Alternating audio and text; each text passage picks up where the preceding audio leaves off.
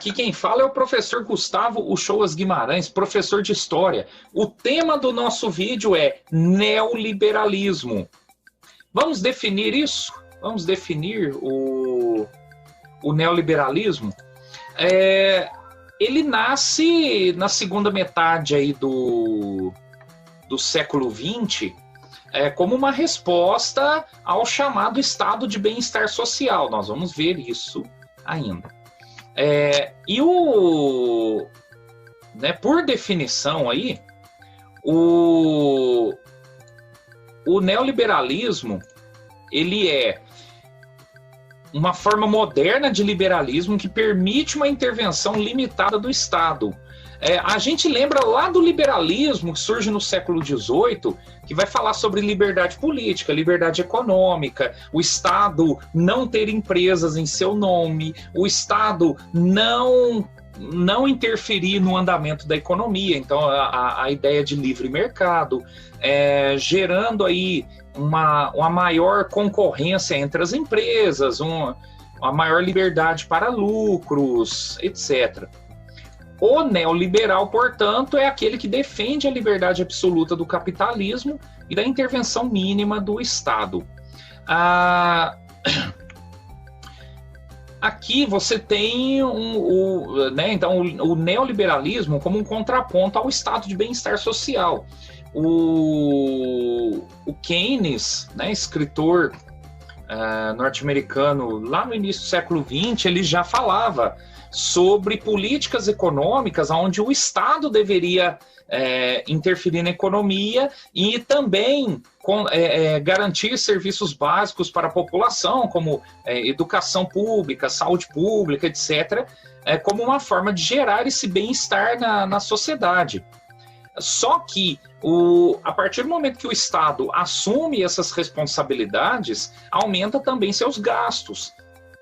E aumentando os gastos, aumenta a cobrança de impostos para manter a fonte desses gastos que vão garantir o estado de bem-estar social. Contra essa ideia, você tem a escola austríaca, que lança as bases do neoliberalismo ao defender que o Estado, a partir do momento que ele interfere na economia e que ele aumenta seus gastos para garantir um estado de bem-estar social, ele está também cerceando, ou seja, está limitando as liberdades individuais. E aí lembrando que o liberalismo é muito baseado nessa ideia de liberdade individual, acreditando que o indivíduo é o ponto mais importante para a geração de riquezas e crescimento da economia de um país.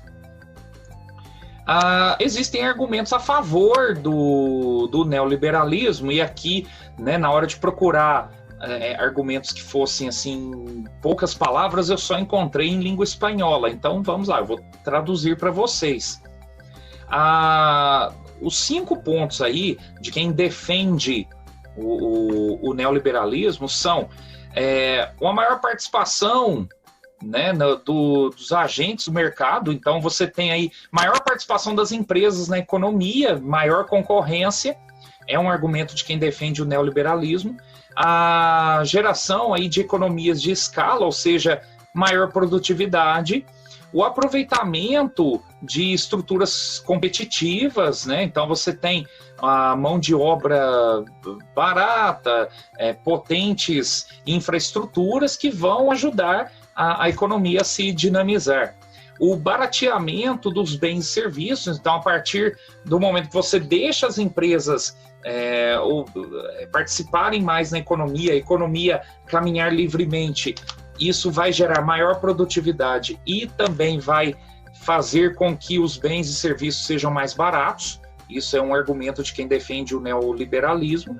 E também, a partir disso tudo, vai gerar níveis maiores de consumo e de bem-estar derivado de toda essa cadeia, de maior participação empresarial na economia, maior concorrência, maior lucro, maior produtividade e barateamento dos bens e serviços.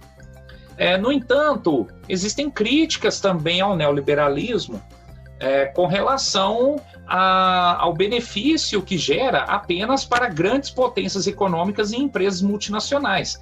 A crítica que se faz aí, portanto, ao neoliberalismo é de que existem economias nacionais e empresas que estão muito mais bem preparadas para competir no mercado. Então, essa ideia de que aumenta a concorrência, né, seria uma ilusão, porque você vê, por exemplo, grupos maiores de empresas comprando empresas ou grupos menores e concentrando em suas mãos o mercado.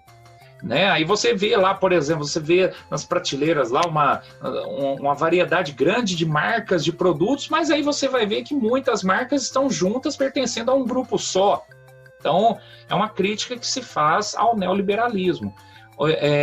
Outra crítica e também seria que o neoliberalismo tem resultados negativos para países pobres ou em desenvolvimento, porque seria difícil competir com economias nacionais, por exemplo, os Estados Unidos ou as grandes economias da Europa, que estão muito mais preparadas para competir no mercado.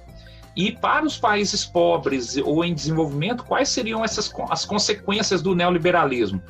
Desemprego, baixos salários, aumento das diferenças sociais e dependência do capital internacional. Nessa questão da dependência do capital internacional, você pode pensar, por exemplo, na dívida pública. E no Brasil tem aumentado muito isso, né? Seria assunto aí para outros vídeos. Ainda nessa questão da crítica, né? Aqui você traga uma charge, né?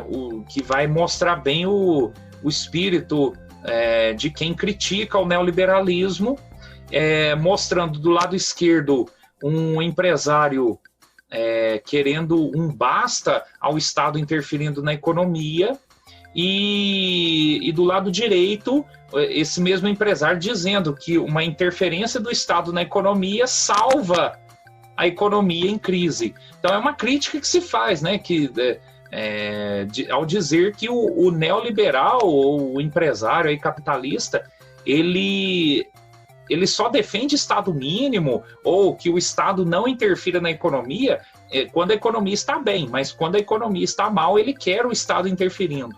É uma crítica que se faz. Em outros vídeos ainda vamos ver essas questões, né, econômicas e que fizeram parte aí do século XX e que tem grandes impactos hoje, né, no andamento da economia internacional e que mexe também na nossa vida. Muito obrigado.